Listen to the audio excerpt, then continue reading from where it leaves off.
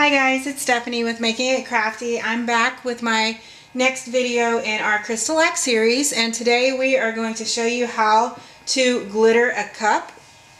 So I have a cup already on the turner that has been prepped, and on my last video we put the universal white and a light gray color by mixing in a little bit of pigment into our white just to give it a little bit of a off-white looking color. I didn't really want a white for this cup, so we went ahead and gave it just a little bit of a light gray hue. And so now we're going to go ahead and it's been over 2 hours since we applied the universal white, so it is completely dry and ready for us to put on our glitter. I'm going to be using Glitter Chimp's Bridesmaid for this cup. We are a authorized distributor of Glitter Chimp, and if you're interested in getting any of the Glitter Chimp products, you can reach out to us and we can get you what you need. They have tons of colors. Their glitter is super easy to work with, and it's all polyester high grade glitter, so we love it here at the store.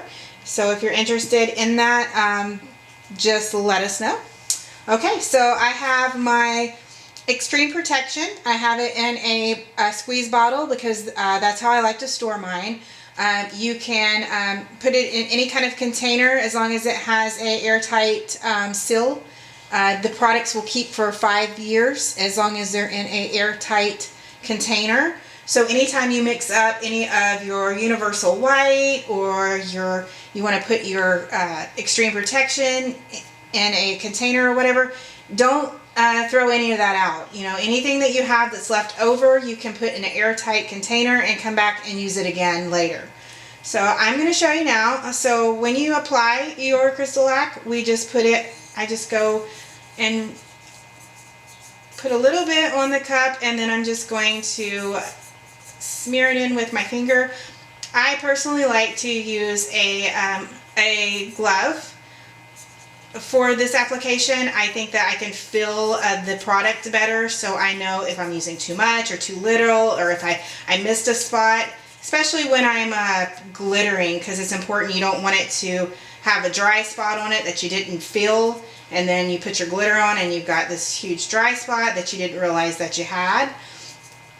So I like to use a glove finger for this process, and I make sure that I get the top and the bottom really well with my product. You want to let it self-level just a little bit so that you don't have problems with a whole lot of ridging when you put your glitter on. So I'm just using like a really thin coat here. You don't want anything dripping off of your cup.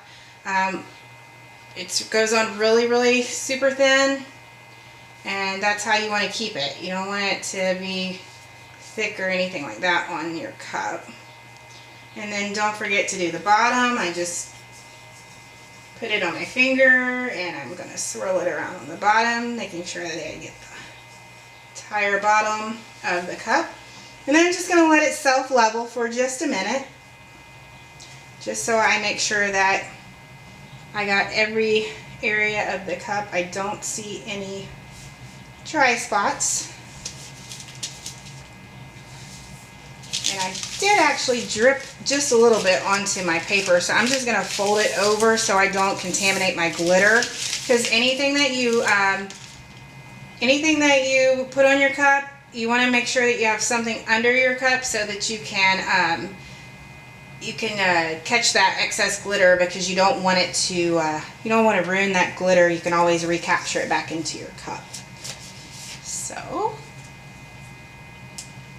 we're about ready to go ahead and put on our glitter. So I want to put my glitter on really liberally. I'm not going to worry, like I said, I'm not going to worry about it wasting or falling off of my cup, because I'm going to catch that glitter again. You want to put it on pretty fast, because that cup, the Crystalac does dry pretty quickly because it's put on in such thin layers. So you want to go ahead and just make sure that you put it on pretty fast.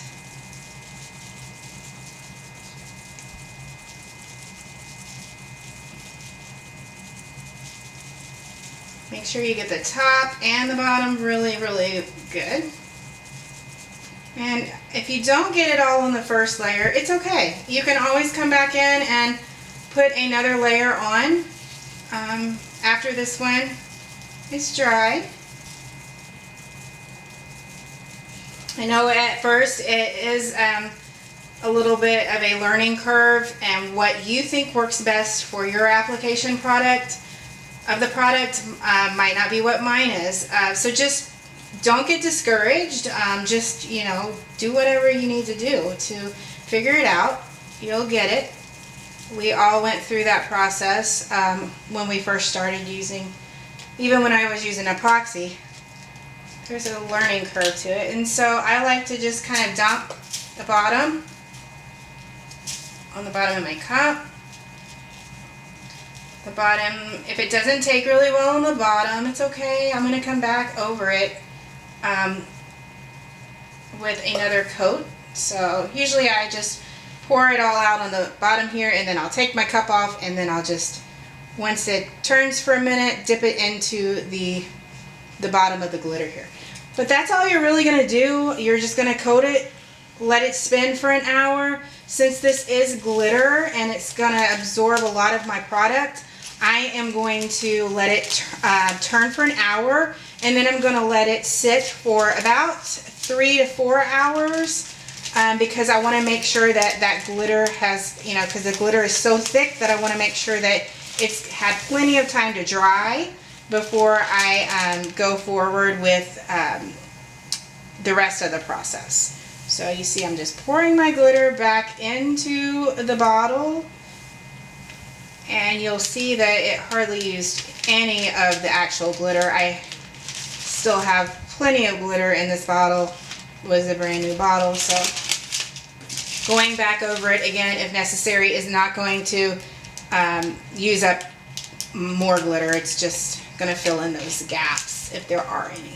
So another thing that I want to show you guys, when you're using a chunkier glitter, go in and just tap it down.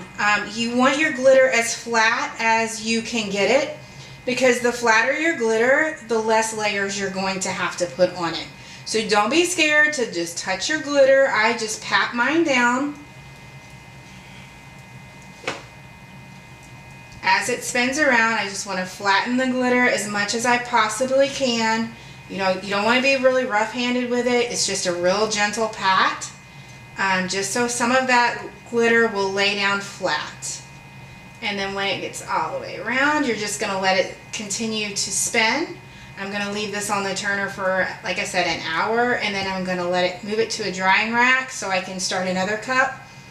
Let it dry for about 3 to 4 hours. And then it'll be ready to seal. And I will come back on with another video of how I seal and reapply another coat if needed. So you guys stay tuned, and we're going to let this spin, and we'll see you guys soon. Thanks for watching.